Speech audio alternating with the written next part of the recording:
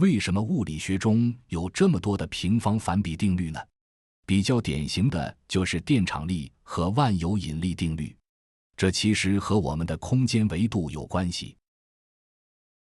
主要就是因为这些力的强度是随着几何扩散面增大而下降导致的。接下来我将详细展示这一规律。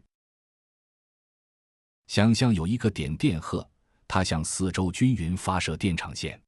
我们知道，在电荷量不变的情况下，电场线越密集，电场强度越大，电荷在其中受到的电场力也越大。显然，电场线的密度随着半径距离的增加不断下降。同样宽的范围，在远处比在近处的电场线数量少很多。我们选取其中的一部分单独来看。根据三角形相似原理，半径而变为原来的2倍，三角形的底长也变为原来的2倍。也就是说，电场线数量不变的情况下，其宽度随半径增加变为原来的2倍，那电场线的密度也就下降为原来的1/2。为方便描述，此图中共有4根电场线，用 ρ 表示电场线密度。ρ1 就等于 L4， ρ2 等于 L2。那么半径和电场线密度成反比，也就相当于半径的倒数和电场线密度成正比，即1/2正比于 ρ。但是这只是二维平面上的简化和抽象，实际情况是还有一个维度，那就是高。加上高这个维度，我们不难发现，电场线密度随半径 r 增大为原来的2倍，电场线密度变为原来的1/4，也就是 r⁴1正比于 ρ。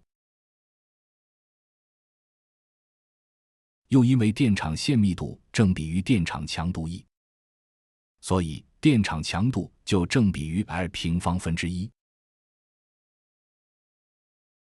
又因为电场力 F 等于 Qe， 所以 F 正比于 r⁴1。至此，电场力的平方反比定律展示完毕。万有引力也是一样的道理。